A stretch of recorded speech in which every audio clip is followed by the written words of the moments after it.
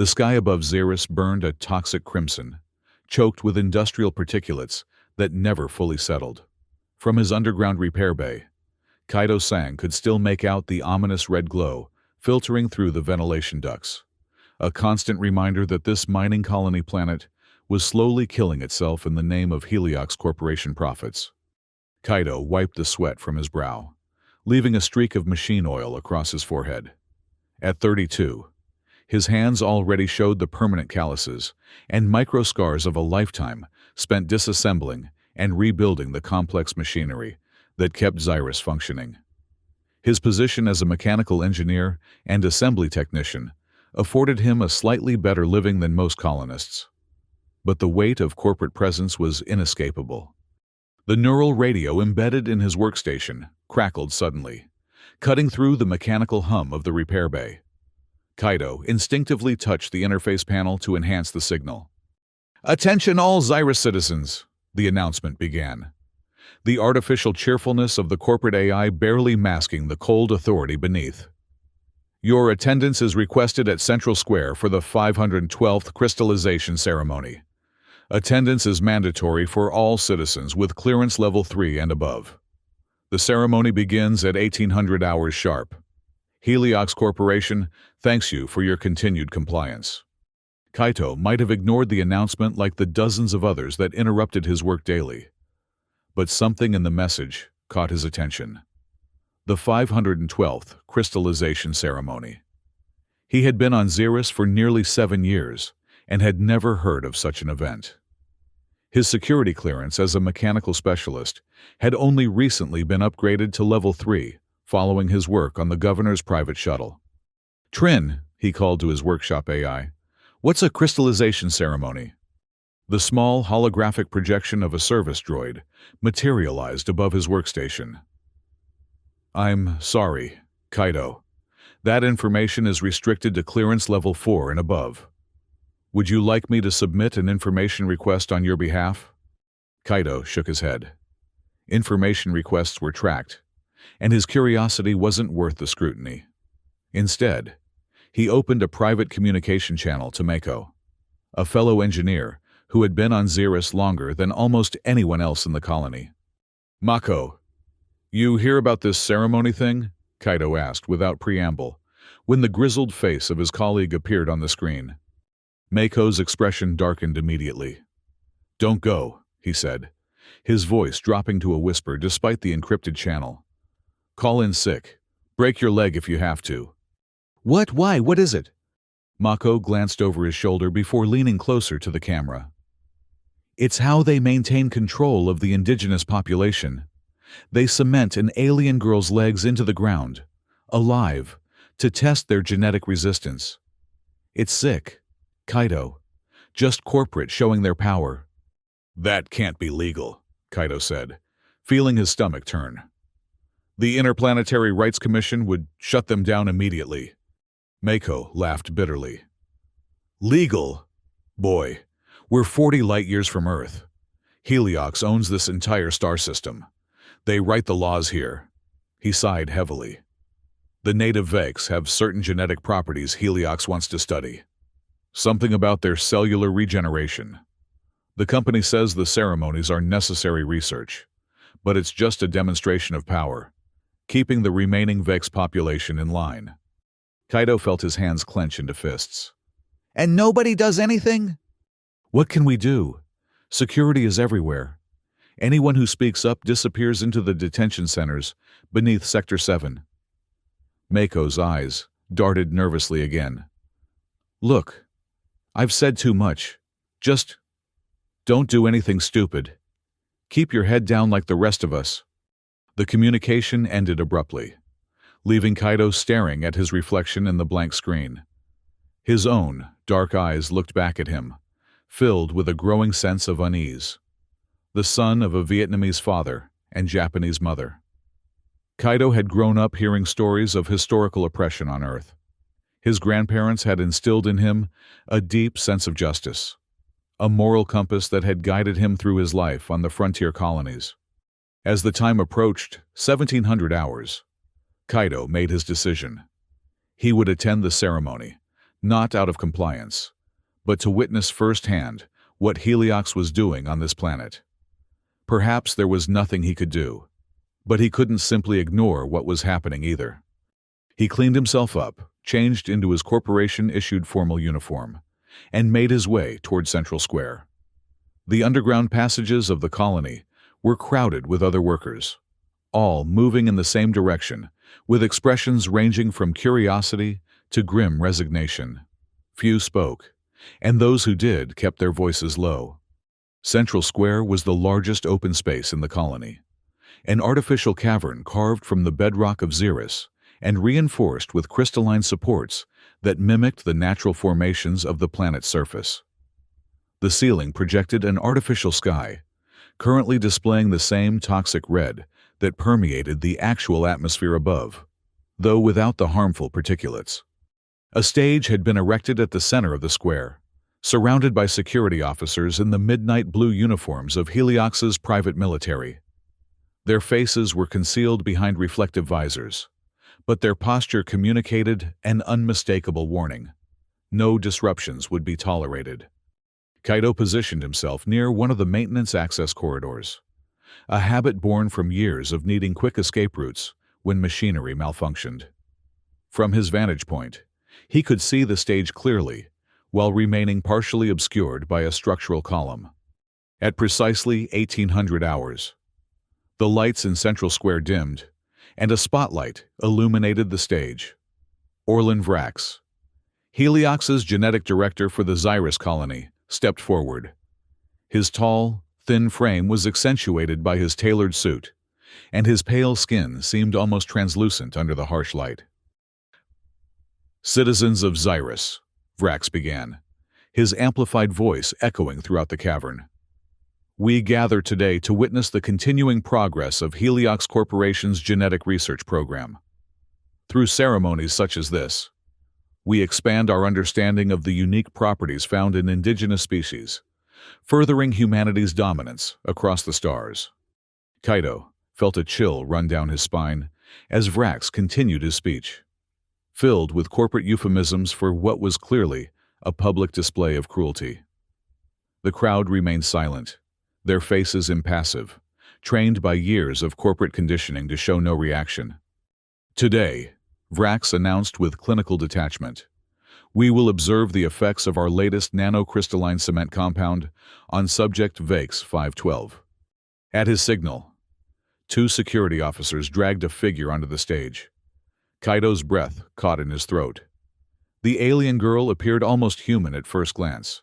2 arms, 2 legs, a face with recognizable features. But her skin had a faint blue luminescence, and her eyes were larger than a human's, with vertical pupils that contracted in the bright spotlight. She was young, perhaps the equivalent of a human in her early 20s, though Kaido knew the Vex aged differently. Her wrists were bound with energy restraints that pulsed with a sickly yellow glow, and her expression was one of defiant dignity, despite her obvious fear. "Subject VAX 512, designation Aelin," Vrax continued, consulting his datapad, "has demonstrated potentially valuable genetic markers consistent with resistance to crystallization. Today's ceremony will test the limits of this resistance." 2 technicians wheeled forward a transparent container filled with a silvery substance that seemed to shift between liquid and solid states. Nanocrystalline cement, one of Heliox's most valuable exports, and the primary reason for the mining operations on Xeris. The substance could bond with almost any material and harden to a diamond-like consistency within minutes, making it invaluable for construction throughout the galaxy. With clinical efficiency, the technicians positioned Aelin over a circular depression in the stage. Kaido could see her legs trembling, but her face remained composed, her large eyes scanning the crowd as if searching for any sign of sympathy or help. "The procedure will commence," Vrax announced, stepping back as the technicians activated the container's release mechanism. The silvery substance began to flow around Aelin's legs, rising slowly from her ankles to her knees. She made no sound, though Kaido could see the tension in her body, the way her bound hands clenched into fists. Note the subject's remarkable control, Vrax commented, as if narrating a mundane scientific demonstration rather than the torture of a sentient being.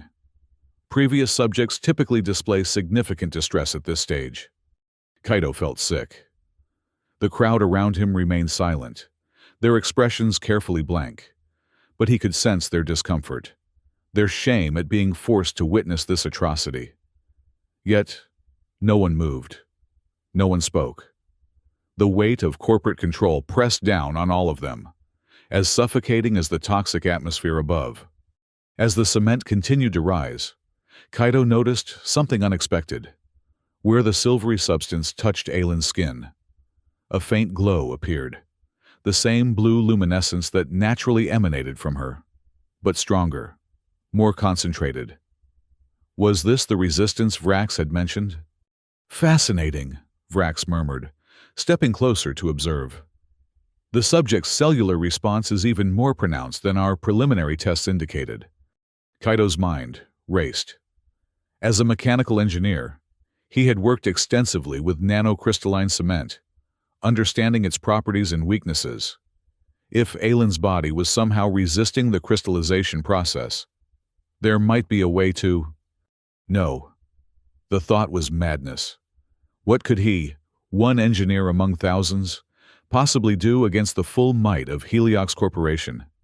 Interfering would mean the end of his career, his freedom, possibly his life. Yet, as he watched Aylin's silent struggle, something stirred within him. Memories of his grandmother's stories of resistance against oppression, of standing up when no one else would. He found himself moving before he had fully formed a plan, slipping away from the crowd and into the maintenance corridor. The tunnels beneath Central Square were a maze of pipes and conduits, but Kaito navigated them with the familiarity of someone who had spent years maintaining the colony's infrastructure.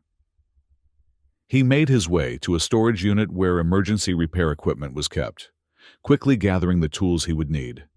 Nanocrystalline cement had one critical weakness. It remained vulnerable to specific frequency disruptions during the crystallization process. Once fully hardened, it was nearly indestructible. But in the transition phase, the right vibration pattern could break down its molecular structure. Kaito assembled a makeshift disruption device from spare parts, a modified sonic drill combined with elements from a molecular destabilizer. It was crude, but might be effective enough to weaken the cement before it fully crystallized around Aylin's legs. Time was running out. The crystallization process typically took 20 minutes to complete, and several had already passed. Kaito made his way back toward Central Square through a ventilation shaft that would bring him out near the stage. As he crawled through the narrow passage, he became aware of another presence, freezing in place. He turned to find himself face to face with a figure whose features were similar to Aylin's, the same luminescent blue skin and large eyes, but with more pronounced ridges along the temples and jaw. "You plan to interfere," the stranger said. Not a question, but a statement. Their voice had a musical quality, words flowing into one another like water. Kaito tensed, ready to defend himself if necessary. "Who are you?" "I am Lyria, leader of the Solari Resistance." The alien's eyes studied him carefully. "You are either very brave or very foolish, human." "Probably both," Kaito admitted. "But I can't just watch this happen." Lyria nodded slowly. "The Solari and Vex are kindred species. Aylin carries our genetic markers as well, a result of our shared ancestry. Her suffering is our suffering." "Can you help?" Kaito asked, indicating the crude device he had assembled. "Your technology may disrupt the cement temporarily, but it will not be enough," Lyria said. "However, combined with this..." They produced a small vial containing a luminescent blue liquid. "You may succeed. This is extracted from our genetic material. It will enhance Aylin's natural resistance." Kaito took the vial carefully. "How do I use it?" "The cement must make contact with the substance. The reaction will be significant. The implication was clear. This would not be a subtle rescue. "Why don't you do this yourself?" Kaito asked. "Why trust me?" Lyria's expression shifted to something Kaito couldn't quite interpret.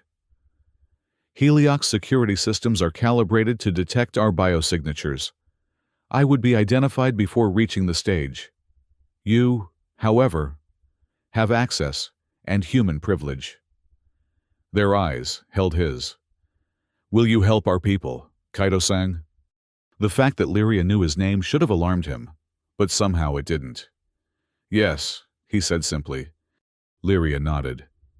"Then go. We will create a distraction when the moment comes." Kaito continued through the ventilation shaft, emerging into a service area behind the stage. Through gaps in the structural panels, he could see that the ceremony was progressing. The cement had now reached Aylin's mid-thighs, and the blue glow, where it contacted her skin, had intensified. "Note the increasing cellular response," Vrax was saying, his voice clinical.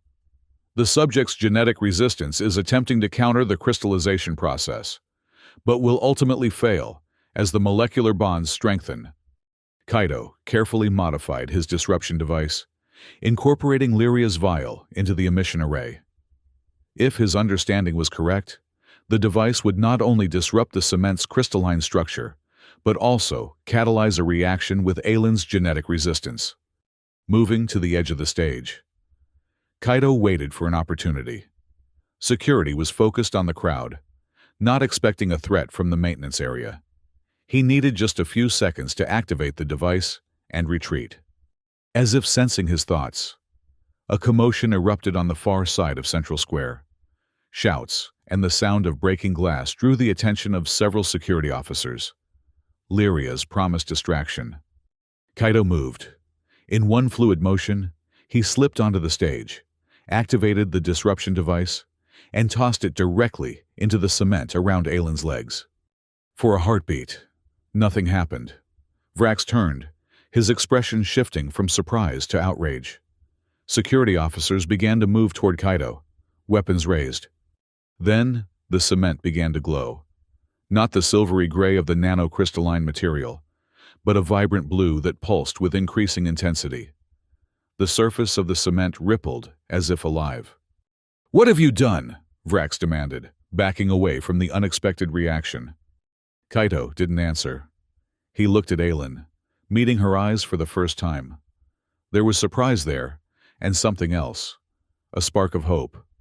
The blue glow intensified until it was painful to look at directly.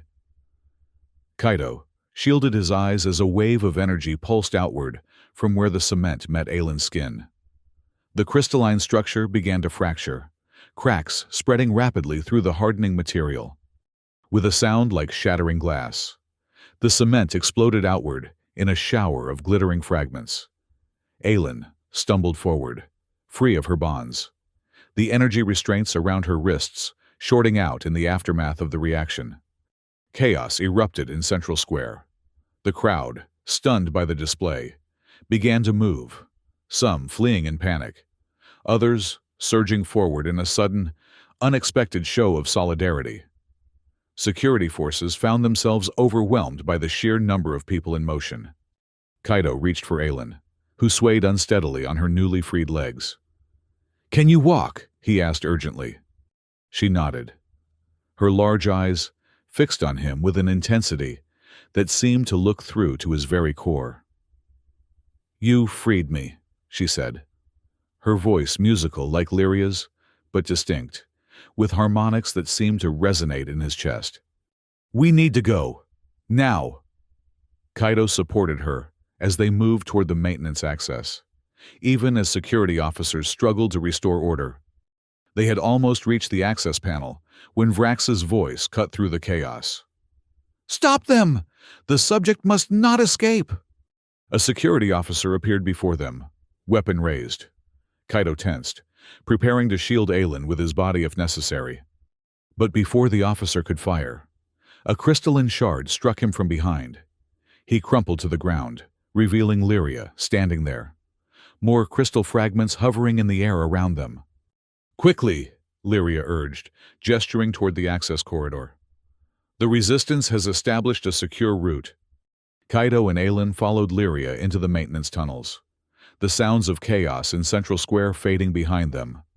The narrow passages twisted and turned, leading deeper into the colony's infrastructure than Kaido had ever ventured. "Where are we going?" he asked, as they paused at an intersection of tunnels. "To freedom," Lyria replied simply. "Beyond Heliox's boundaries." Aelin spoke, her voice stronger now. "I never thought I would leave that stage alive. The 511 before me did not." The weight of her words struck Kaido like a physical blow. 511 ceremonies. 511 lives. "The cement," he said, his engineer's mind still processing what he had witnessed. "Your genetic resistance. It did more than just slow the crystallization, didn't it?" Aelin nodded. "Our bodies naturally produce crystalline structures, but controllable ones. The Vex evolved on a planet with high mineral content.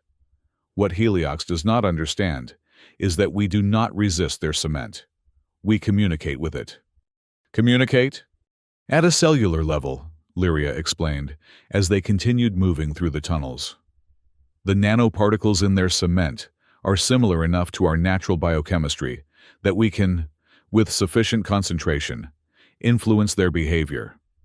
But no single Vex has been strong enough to fully counter the crystallization process. Until today. The disruption device and your genetic extract," Kaido realized. "They amplified her natural ability." "Yes," Lyria confirmed. "And now, Heliox will face the consequences of their cruelty. What happened today will spread among our people like fire through dry grass."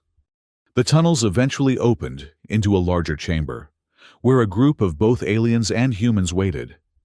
Kaido recognized some of the humans as colony workers, people he had passed in corridors or worked alongside, but never truly known.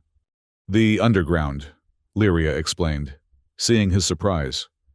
"Not all humans support Heliox's methods.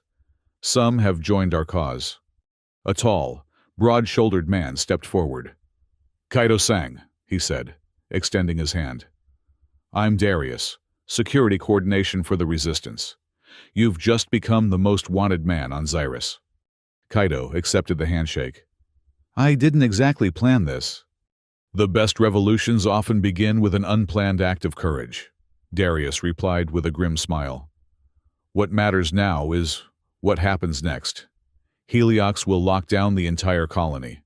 We need to move quickly if we're to get you and Aelin to the border regions." "Border regions?" Kaido questioned. "I thought Heliox controlled the entire planet." "Officially, yes," Lyria said. "But there are areas beyond their effective reach.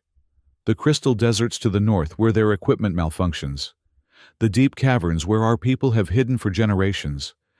And you think we can reach these places before Heliox finds us?" Darius activated a holographic map. "We've been preparing evacuation routes for years. Tonight's events have simply accelerated our timeline." The map showed a complex network of tunnels extending far beyond the colony boundaries, into the uncharted regions of Xyrus.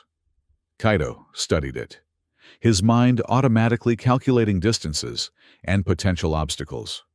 "This route here," he said, pointing to a particular passage. "It follows the main power conduits to the perimeter. There's a maintenance checkpoint every 5 kilometers. We'd be spotted immediately." Darius looked impressed. "You know the systems well." "It's my job," Kaido replied. "But there's an alternative." He indicated another path. "The waste reclamation tunnels. Minimal security, since nobody wants that detail. The sensors are primarily designed to monitor contaminants, not people." Lyria studied the route. "It would bring us near the crystal forests. A significant detour, but potentially safer." "We don't have time for debate," Darius said, checking a communications device. "Security forces are conducting a level-by-level sweep of the colony. We have perhaps 2 hours before they reach this sector." Aelin, who had been silent during this exchange, suddenly spoke. "I can feel them," she said, her voice distant. The crystals in the forest. They are singing. Everyone turned to look at her. The blue luminescence of her skin had grown stronger, pulsing gently with her heartbeat. "What do you mean?" Kaido asked. "My people's connection to crystal formations is more than biological," she explained. "It is spiritual. The crystals of Xeris are alive in their own way, resonating with frequencies beyond human perception." She looked at Kaido with her large, vertical pupilled eyes. "I can guide us through the crystal forests safely. Others would become lost, their minds confused by the resonance patterns." Lyria nodded slowly. "It is decided then. The waste tunnels to the crystal forests, and beyond to the free territories." As the resistance members began gathering supplies and preparing for the journey, Kaido found himself alone with Aelin for a moment. "Why did you help me?" she asked, her musical voice soft. "You risked everything for a stranger, an alien." Kaido considered the question, searching for the right words. "Where I come from, my ancestors' home on Earth, there is a concept called noblesse oblige. It means that with privilege comes responsibility. I couldn't stand by and watch that happen to you or anyone else." Aelin studied him with those otherworldly eyes. "Your species is a contradiction," Kaido sung, "capable of such cruelty and such compassion, often in the same moment." "We're still evolving," he said with a hint of a smile. "Some of us faster than others." Their conversation was interrupted by Darius. "It's time. Security has accelerated their sweep. We need to move now." The group, numbering about 20 in total, moved quickly through the access tunnel that led to the waste reclamation system. The air grew increasingly foul as they descended, the walls slick with condensation and unidentifiable substances. "Charming," muttered one of the human resistance members, a woman named Eliza, who Kaido recognized as a hydroponics specialist. "Remind me again why we didn't take the scenic route?" "Because the scenic route is crawling with security forces who would shoot us on sight," Darius replied grimly. "I'll take the smell over plasma burns any day." They had been moving for nearly an hour when the first alarm sounded, distant at first, then growing closer as the security systems began to register unauthorized movement in the waste tunnels. "They're tracking us somehow," Darius said, checking his scanner. "But there are no security cameras in this section." Kaido thought quickly. "The contaminant sensors. They're calibrated for chemical signatures, but they also register heat patterns. A group our size would trigger an anomaly alert." "Can we disable them?" Lyria asked. "Not without setting off additional alarms," Kaido replied. "But we can confuse them." He turned to Aelin. "The waste processing includes chemical neutralization tanks every few hundred meters. If we can introduce a temperature variance in several tanks simultaneously—" Aelin nodded, understanding immediately. "Creating multiple heat signatures to distract from our own—" Working quickly, Kaido and Aelin modified several of the portable heaters the group carried, setting them to create controlled exothermic reactions in the neutralization tanks they passed. The result was a series of false heat signatures that would appear on security systems as multiple groups, moving in different directions. Their progress slowed as the tunnels narrowed, forcing them to proceed in single file through passages never meant for human transit. The sound of flowing waste material grew louder, and the air became almost unbreathable despite the filtration masks they wore. "We're approaching the purification outflow," Darius said, consulting his map. "Beyond that is the external perimeter. Once we cross that, we'll be outside the colony proper." "And into the crystal forests," Lyria added, "where Aelin's guidance will be essential." The outflow chamber was a vast circular space where the colony's processed waste was given a final treatment before being released into Xeris's natural environment, or what remained of it after decades of mining operations. Massive filtration systems hummed with energy, converting toxic materials into less harmful compounds. As they entered the chamber, Kaido immediately sensed that something was wrong. The filtration systems were operating at higher capacity than normal. Their emergency protocols activated. "They know we're here," he warned. "They're flushing the system." No sooner had the words left his mouth than the alarm klaxons began to blare. Red emergency lights bathed the chamber in an ominous glow as security doors began to close automatically. "Run!" Darius shouted, and the group broke into a desperate sprint toward the external access point. Kaido stayed close to Aelin, whose still recovering legs struggled with the pace. Behind them, the sound of rushing liquid grew louder as the emergency flush sequence initiated. Most of the group made it through the external access before the security doors descended.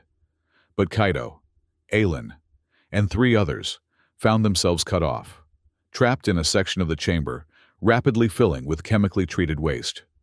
"The maintenance shaft," Kaido shouted, pointing to a narrow service tunnel high on the chamber wall. "It bypasses the security doors." They climbed desperately as the toxic liquid rose around them. The metal handholds slippery with condensation. One of the resistance members, an older man, lost his grip and fell back into the rising tide. Despite Darius's attempt to reach him, the man disappeared beneath the surface. The remaining 4 reached the maintenance shaft just as the liquid touched their feet. The narrow tunnel was barely large enough for them to crawl through, its interior dark except for the emergency lighting strips that pulsed with warning signals. "Keep moving," Darius urged from behind them. "This shaft should lead to an external vent." They crawled for what seemed like hours, the confined space making each movement an effort. Finally, they felt a change in the air, a freshness that spoke of open space beyond. The shaft ended in a grated vent that overlooked the perimeter of the colony. Below them, the processed waste flowed into a containment basin that extended to the edge of what appeared to be a forest. But unlike any forest on Earth, crystalline formations rose from the ground like trees, their structures reflecting and refracting the red light of Xyrus's sky. Some were transparent, others opaque with mineral deposits, and all seemed to pulse with an inner light that shifted and changed as if responding to an unseen rhythm. "The crystal forest," Aelin whispered, her voice filled with awe despite their dire circumstances. "I have only seen images. It is more beautiful than I imagined." "And more dangerous," Lyria warned. "The crystalline resonance patterns can disorient the unprepared mind, causing hallucinations and eventually madness." Kaido used his tools to remove the vent cover, and they emerged onto a narrow maintenance platform that circled the containment basin. In the distance, they could see the rest of their group waiting at the edge of the forest. "No sign of pursuit yet," Darius said, scanning the perimeter. "But they'll figure out where we exited soon enough. We need to reach the others and get into the cover of the crystals." They made their way around the basin, moving as quickly as caution allowed on the slippery platform. When they finally rejoined the larger group, there was palpable relief. "We thought you were gone," Eliza said, embracing Darius briefly. "The flush sequence?" "Alvarez didn't make it," Darius replied grimly. "But we need to keep moving. Mourn later." Aelin stepped forward, her gaze fixed on the crystal forest before them. The blue luminescence of her skin seemed to pulse in rhythm with the shifting lights within the crystalline structures. "I will guide us," she said with quiet confidence. "Stay close. The pathways are not what they appear to be." As they entered the forest, Kaido immediately understood Lyria's warning. The crystalline formations created optical illusions that made it impossible to judge distance or direction. Light reflected and refracted in unpredictable patterns, creating phantom pathways that vanished when approached. More disconcerting were the sounds, subtle vibrations that seemed to bypass the ears entirely and resonate directly within the mind. Whispers at the edge of comprehension, musical notes that evoked emotions without melody. "Focus on Aelin," Lyria instructed the group. "Let her presence anchor your perception." Indeed, the blue glow of Aelin's skin seemed to cut through the illusions, creating a stable reference point in the shifting landscape.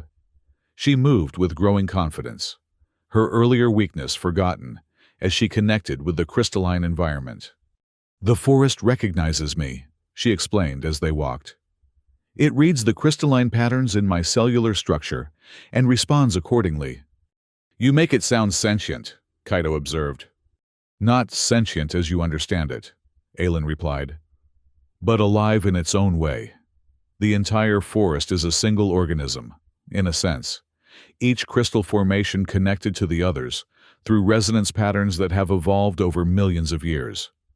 They traveled for hours through the disorienting landscape. Occasionally, one of the group would start to drift away, drawn by some compelling illusion, only to be gently guided back by Aelin or Lyria. As night fell on Xeris, the crystal forest transformed. Without the red light of day filtering through the toxic atmosphere, the crystals began to generate their own illumination, soft blues and greens that pulsed in complex patterns. "We should rest," Darius suggested, noting the exhaustion evident in many of the group. "Heliox security won't venture into the forest at night. The crystalline resonance affects their equipment too severely." They made camp in a clearing, surrounded by tall, crystal formations that curved inward, creating a natural shelter. As the others prepared food and set up rudimentary sleeping arrangements, Kaito found himself drawn to the edge of the clearing, where a particularly large crystal rose like a sentinel. Approaching it, he felt a strange sensation, a tingling in his fingers as he reached toward its surface. Before he could touch it, Aelin appeared beside him. "Be careful," she said. "Direct contact can be overwhelming for humans." Kaito withdrew his hand reluctantly. "What does it feel like to you?" "Like coming home," she said after a moment's consideration. "The crystals speak in frequencies that resonate with my genetic structure. They tell stories of this planet before Heliox came, of the civilizations that rose and fell here." "I'd like to hear those stories someday," Kaito said. Aelin studied him with her large eyes. "Perhaps you will." She placed her palm against the crystal surface, and the blue luminescence of her skin intensified, spreading into the crystal itself. "The forest remembers you now. You freed me from the cement. That action has been recorded in the crystalline memory." "Is that a good thing?" "It means the forest will not mislead you, as it might other humans." She withdrew her hand, and the glow gradually faded. "Rest," Kaito sang. "Tomorrow's journey will be challenging." As they returned to the camp, Lyria approached them. "Heliox has declared martial law in the colony," they reported. "All citizens are confined to their quarters while security forces conduct a planet-wide search." "For us?" Kaito asked, surprised that their escape would warrant such an extreme response. "Not just for us," Lyria replied. "What happened in Central Square has sparked something. There are reports of resistance activities across multiple sectors, workers refusing orders, sabotage of mining equipment." "A revolution," Darius said, joining the conversation, "sparked by one act of defiance." Kaito felt the weight of responsibility settle on his shoulders. "I didn't intend to start a revolution. I just couldn't watch them hurt Aelin." "Sometimes the greatest changes begin with the smallest choices," Lyria observed. "Your action gave others courage." As the night deepened, most of the group fell into exhausted sleep, but Kaito remained awake, his mind too active for rest. He sat at the edge of the camp, watching the pulsing lights of the crystal forest and contemplating how completely his life had changed in the span of a single day. "You should sleep," Aelin said, sitting beside him. "Your body needs recovery." "So does yours," he countered. "You were the one being cemented into the ground just hours ago." She made a sound that might have been laughter. "My species requires less rest than yours, and the forest energizes me." They sat in companionable silence for a while, watching the play of light through the crystalline structures. "What will you do if we reach the free territories?" Kaito asked eventually. "When we reach them," Aelin corrected gently. I will help my people. The knowledge I gained during my captivity about Heliox's operations, their weaknesses, will be valuable to the resistance. And after, if Heliox is driven from Xeris? Aelin considered the question. Then we rebuild. Xeris was once beautiful. Before the mining began, the crystal forest covered half the planet. Perhaps they will again. Someday. She turned to look at him. What will you do? Kaido sang. He hadn't thought that far ahead. I don't know. I can't go back to the colony, that's certain. You could stay, she suggested. Your skills would be valuable to our people. The idea was appealing in ways Kaido hadn't expected. I'd like that, he said quietly.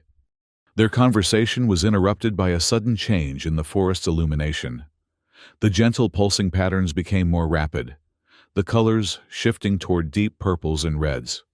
Something's wrong, Aelin said, rising to her feet. The forest is agitated. Lyria emerged from the camp, alerted by the same phenomenon. What is it? Intruders, Aelin replied, her voice distant as she communed with the crystalline structures. Many of them, moving through the forest from the direction of the colony. Heliox security, Darius asked, now fully alert. Yes, Aelin confirmed. They wear protective suits that shield them from the resonance patterns. They are following our trail. That should be impossible, Lyria said. The forest obscures all traces of passage. Unless they have a way to track the crystalline disruptions Aelin creates, Kaido suggested. Her connection to the forest leaves a signature they might be able to detect with specialized equipment. We need to move, Darius decided. Now, wake the others. The camp quickly dissolved into activity as the group prepared to continue their journey. Within minutes, they were moving deeper into the crystal forest, following Aelin's lead as she sought a path that would confuse their pursuers. There is a place ahead, she told them as they hurried through the disorienting landscape. A convergence of crystalline formations, where the resonance patterns are particularly intense. It will be difficult for the security forces to follow us through it. The convergence, when they reached it, was unlike anything Kaido had ever seen. Massive crystal spires rose from the ground and curved inward, meeting at a central point high above. The effect was like standing inside a cathedral, made of living crystal, each surface pulsing with light that seemed to flow in currents between the formations. Stay close to me, Aelin instructed, as they entered the convergence. The resonance here will affect your perception severely. What you see and hear may not be real. She wasn't exaggerating. As they moved deeper into the crystalline cathedral, reality itself seemed to fracture around them. Kaido saw impossible geometries, heard voices speaking in languages that couldn't exist, felt sensations that had no name in human experience. Through it all, Aelin remained their anchor, her blue luminescence a constant in the chaos of perception. The group formed a human chain, each person holding on to the next to avoid becoming separated in the confusion. Kaito, positioned directly behind Aelin, found that focusing on her helped maintain his sanity. The currents of light that flowed through the crystals seemed to flow through her as well, as if she were part of the forest itself. Time lost all meaning in the convergence.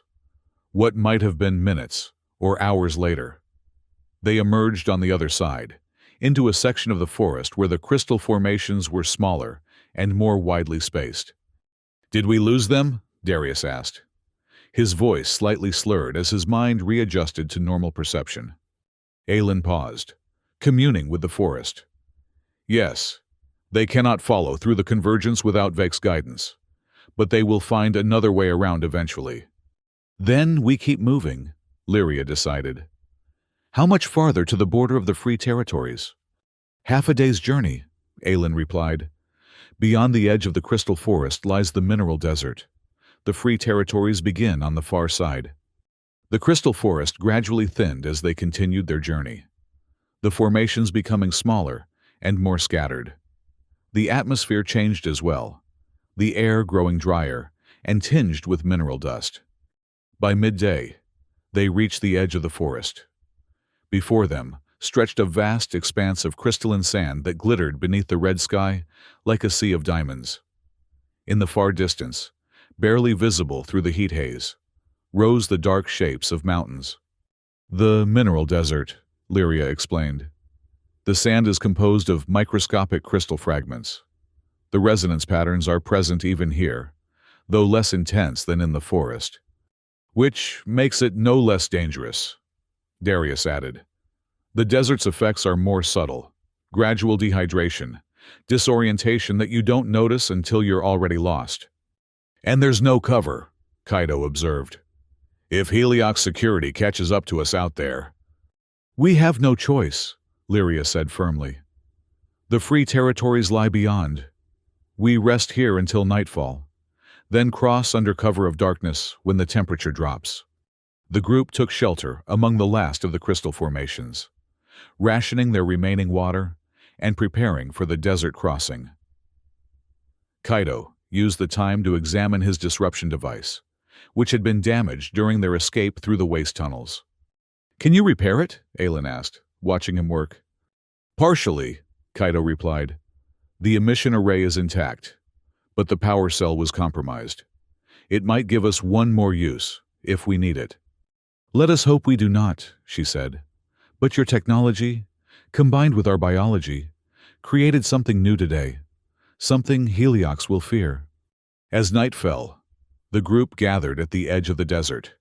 The temperature had dropped significantly, making the crossing more feasible, but the lack of light presented its own challenges. "The crystal sand has residual luminescence," Aelin explained. "It will provide enough light to navigate by, if you allow your eyes to adjust." She was right. As they moved into the desert, the ground beneath their feet began to glow faintly, each step leaving a temporary imprint of blue-white light that faded slowly behind them. "Beautiful," Eliza murmured. "But we're leaving a clear trail." "It fades completely within an hour," Lyria assured her. "And few would risk following us into the desert at night." They walked in silence for hours, the only sound the soft crunch of crystalline sand beneath their feet. The vast emptiness of the desert was both awe-inspiring and terrifying, a landscape so alien that it constantly reminded Kaido how far he was from the world of his birth. Halfway across, they paused to rest and check their bearings. The mountains appeared closer now, their jagged outlines visible against the star-filled sky. "We're making good progress," Darius said. "If we maintain this pace, we should reach the foothills by dawn." As they prepared to continue, Aelin suddenly tensed. "Something is wrong," she said, her voice tight with concern. "What is it?" Kaido asked. "The resonance patterns in the sand have changed. They're becoming more organized, more focused." She knelt, placing her palm against the crystalline surface. "It's as if the desert is trying to communicate something." A distant rumbling interrupted her, growing rapidly louder. The sand beneath their feet began to vibrate, individual crystals rising into the air as if defying gravity. "Resonance storm," Lyria said, their voice sharp with alarm. "Everyone, link arms. Do not lose contact with each other, no matter what happens." The storm hit with stunning force. The air filled with crystalline particles that swirled in complex patterns, catching the faint light and amplifying it into a disorienting kaleidoscope. The sound was overwhelming, not just the physical noise of millions of crystals in motion, but the psychic pressure of their resonance patterns crashing against the mind. Kaido held tightly to Aelin with one hand and Eliza with the other, fighting to maintain his sense of direction as the world dissolved into chaos around them. Through squinted eyes, he could see Aelin's skin glowing more brightly than ever, as if responding to the storm's energy. "This way!" she shouted over the din, pulling the group forward. "The storm is pushing us off course." They struggled through the maelstrom, each step requiring enormous effort against the swirling currents of crystal-laden air. Kaido's exposed skin was being abraded by the particles, and he could taste blood where his lip had been cut. Without warning, a particularly violent surge separated Eliza from his grip. He saw her stumble and fall, disappearing into the swirling crystal mist. "Eliza!" he shouted, but his voice was lost in the storm's roar. Before he could react, Aelin pulled him onward. "We cannot stop," she insisted. "The storm will tear us all apart if we do." The resonant storm seemed to last forever, though in reality, it was perhaps 20 minutes before they stumbled out of its edge and collapsed onto relatively stable ground. The group, now reduced to 15, huddled together as the storm continued its path across the desert. "Eliza," Darius said, his voice hollow, "and Marquez, both gone." "I'm sorry," Aelin said softly. "Resonant storms are unpredictable and deadly. We were fortunate to lose only 2. The cold practicality of her statement might have seemed heartless, but Kaido understood the truth of it. On this alien world, survival often came down to brutal mathematics. "We need to keep moving," Lyria said after allowing a brief period of mourning. "The storm has pushed us off course. We need to reorient." Aelin again placed her palm against the crystal sand, communing with its resonance patterns. "The mountains are that way," she said, pointing slightly to their left. "Perhaps 4 hours' journey now." They resumed their trek, the group subdued after their losses. The desert seemed to stretch endlessly before them, the mountains growing frustratingly slowly on the horizon. As dawn approached, bringing with it the first hints of the day's heat, they finally reached the foothills. The crystal sand gave way to rocky terrain, interspersed with hardy vegetation unlike anything on Earth. Plants with translucent leaves that captured and redirected the faint light. "The border of the Free Territories lies just beyond that ridge," Lyria announced, pointing to a jagged formation ahead. "Once we cross it, we will be beyond Heliox's claimed jurisdiction." The group's pace quickened with this news, fatigue temporarily forgotten in the promise of safety. They climbed the rocky slope with renewed energy, helping each other over the more difficult sections. Kaido, assisting Aelin despite her protests that she needed no help, found himself reflecting on the journey that had brought them here. Just 2 days ago, he had been a simple engineer in a corporate colony, head down, following orders, ignoring the injustices around him. Now he was a fugitive, helping lead an alien woman to freedom, possibly sparking a planet-wide revolution. "Having second thoughts?" Aelin asked, noticing his contemplative expression. "No," he replied honestly. "Just adjusting to the new reality." "Reality is always in flux," she said. "The crystals teach this. What seems solid and unchangeable is actually in constant motion at levels we cannot perceive." They reached the top of the ridge and looked down on the landscape beyond. A valley stretched before them, dotted with structures that blended harmoniously with the natural environment. Some built from local stone, others incorporating living crystal formations. "The free settlement of Lumina," Lyria announced with evident pride. "Home to Vakes, salary, and human refugees for the past 15 years. As they descended into the valley, figures emerged from the settlement to greet them. Kaido was struck by the diversity, not just Vakes and Solari, with their luminescent blue skin and elegant features, but humans of various ancestries, all living together in apparent harmony. A tall Vex male stepped forward, his skin bearing intricate patterns that Kaido now recognized as signs of age and status. "Lyria," he greeted them formally. "You return with survivors, and—" His eyes widened as he looked at Aelin. "A crystallization ceremony survivor? Impossible." "Not impossible," Lyria replied. "Thanks to this human." They gestured to Kaido. Kaido Sang interfered with the 512th ceremony, freeing Aelin and sparking resistance throughout the colony. The Elder Vex studied Kaido with intense vertical pupiled eyes. "Then you are welcome here, Kaido Sang. I am Elder Varen, leader of the Lumina Council." The group was led into the settlement, where they were provided with food, water, and medical attention. The architecture of Lumina fascinated Kaido, structures that seemed to grow from the living rock, incorporating crystal formations that pulsed with light in complex patterns. "The buildings are alive," Aelin explained, noticing his interest. "Not as we are, but conscious in their own way. They respond to the needs of their inhabitants, adjusting temperature, light, even spatial arrangements." "It's beautiful," Kaido said. "So different from the utilitarian structures of the colony." "Heliox builds to extract and exploit," Varen said, joining their conversation. "We build to live in harmony with Xeris. This planet has much to teach, if one listens." After they had rested and recovered, the Council of Lumina convened to hear their story, in a circular chamber, whose walls were embedded with pulsing crystals. Kaido and Aelin recounted the events of the past 2 days, the crystallization ceremony, their escape, and the journey through the crystal forest and mineral desert. "What you describe is unprecedented," Varen said when they had finished. "No previous victim of the ceremonies has survived. The reaction between your disruption device and Aelin's genetic resistance created something new, a synergy between human technology and Vex biology." "A weapon against Heliox," suggested one of the Human Council members, a former mining executive who had defected years earlier. "Not a weapon," Aelin corrected firmly. "A key. A key to unlock the potential that has always existed in the relationship between our species."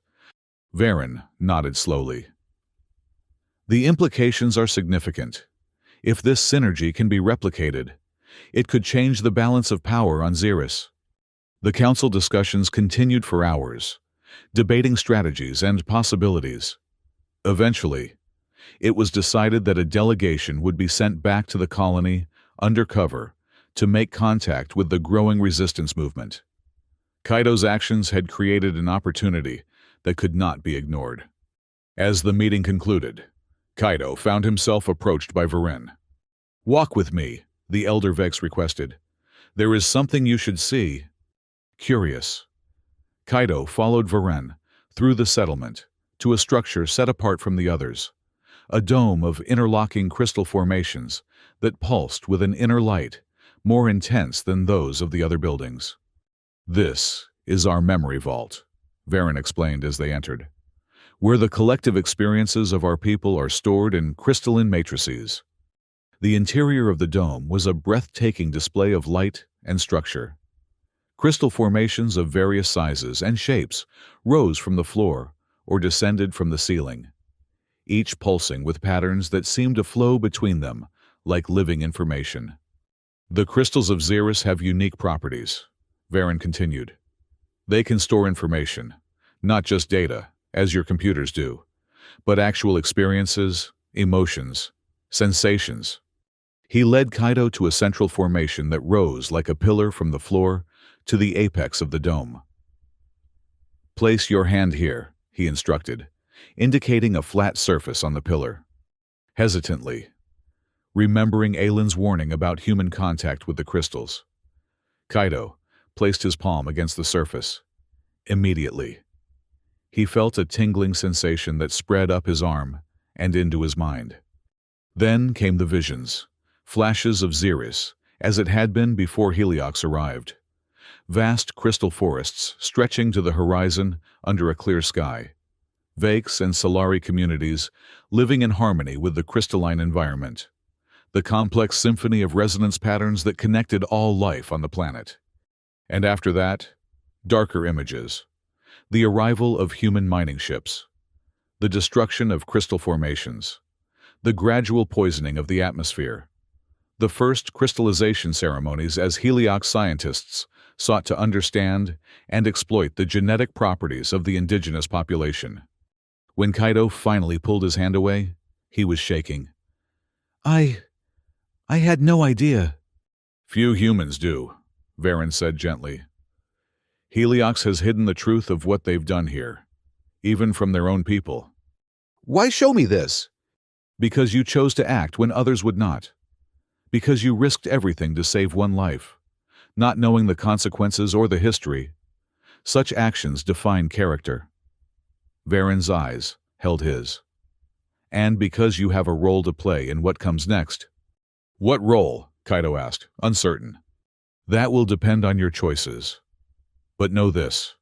What began with a single act of defiance has ignited something that cannot be extinguished. The synergy you and Aelin created has shown us a path forward. A way to heal the wounds inflicted on Xeris. As they left the memory vault, Kaido found Aelin waiting outside. Her skin glowed softly in the gathering dusk, the blue luminescence highlighting the elegant contours of her face.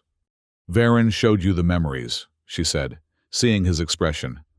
Kaido nodded, still processing what he had experienced. Your people have suffered so much. And yet we endure, she replied. As will you, Kaido sang. She extended her hand to him, palm upward. Come. There is something I wish to show you now. She led him to the outskirts of the settlement, where the buildings gave way to natural crystal formations that rose from the rocky ground like monuments. The setting sun cast long shadows across the landscape, while the crystals themselves began to glow with internal light. This is a sacred place for my people, Aelin explained as they walked among the formations. Where we come to commune with the planet itself. They stopped before a crystal unlike the others, smaller, but with an intensity of light that pulsed in perfect rhythm with Aelin's own luminescence. After the ceremony, she said quietly, when you freed me and we escaped, part of me feared I was simply exchanging one prison for another, that I would always be defined by what was done to me. And now? Kaido asked. Now I understand that what happened has given me purpose. She placed her hand on the crystal, and its light intensified. The cement they used to try to imprison me has become part of me at a cellular level. My body has incorporated it, learned from it, transformed it. I am stronger now, more connected to the crystalline nature of Xeris. As if to demonstrate, she closed her eyes in concentration. The ground at her feet began to shift, crystalline structures rising from the soil and forming intricate patterns before subsiding again. You can control the crystals, Kaido said in awe. Not control, she corrected. Communicate. Ask. The relationship must be one of mutual respect. She turned to face him fully. Which is what I believe is possible between our peoples as well. Despite the history of exploitation, what you and I created together, the synergy between your technology and my biology, proves it. What happens now? Kaido asked. Heliox won't simply abandon their operations here. They'll respond to the resistance with force. Yes, Aelin acknowledged. There will be conflict before there is peace. But for the first time, we have hope of winning that conflict. She took his hand in hers, her skin cool against his. And I would have you stand with us, Kaido sang. Not because you must, but because you choose to. Kaido looked out over the crystal-studded landscape, glowing with increasing brilliance as night descended. Then back to Aelin, whose eyes held both the weight of her people's suffering and the light of newfound hope. I choose to, he said simply. In the days that followed, Lumina became a center of activity as the resistance organized. Messengers were sent to other free settlements, bringing news of Aelin's survival and the synergy that had been discovered. Kaido worked with Vex scientists to replicate and improve the disruption device, creating technology that could work in harmony with their biological abilities. Reports from the colony confirmed what they had hoped. Kaido's act of defiance had indeed sparked a wider movement. Workers were sabotaging mining operations, security personnel were defecting, and the crystallization ceremonies had been temporarily suspended as Heliox struggled to maintain control. 1 month after their escape, Kaido stood with Aelin on a ridge overlooking the mineral desert. The first rays of dawn were breaking over the horizon, turning the crystalline sand into a sea of light. The delegation returns, Aelin said, pointing to a group of figures crossing the desert. They hurried down to meet them. Darius was among the returning group, his face weathered but triumphant. "The colony is in open revolt," he reported. "3 sectors have declared independence from Heliox control. The mining operations in the eastern quadrant have been completely shut down." "And Heliox's response?" Varen asked. "They've called for reinforcements from off-world, but their communications are being disrupted." Darius smiled grimly.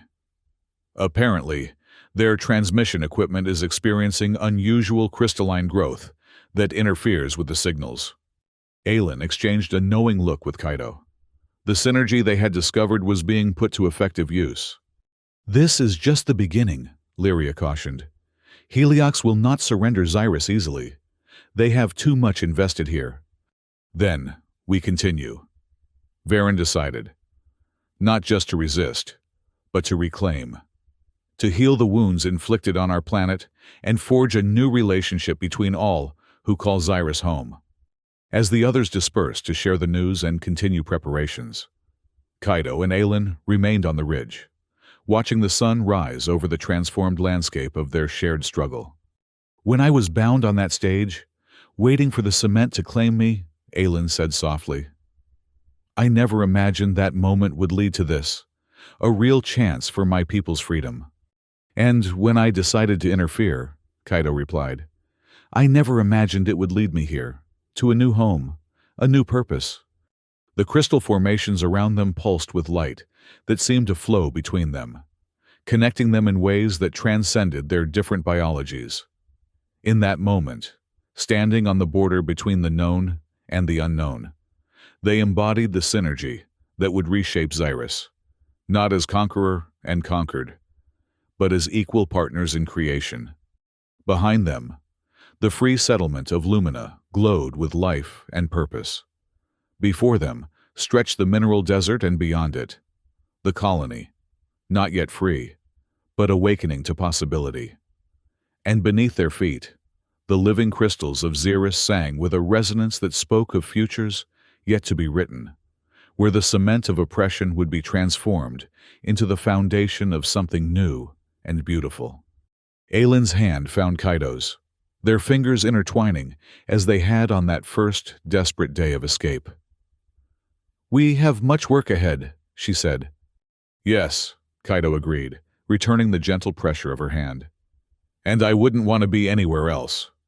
Together, they turned and walked back toward Lumina, leaving footprints in the crystalline soil that glowed briefly before fading, temporary marks on a planet that would remember them, and what they had begun for millennia to come.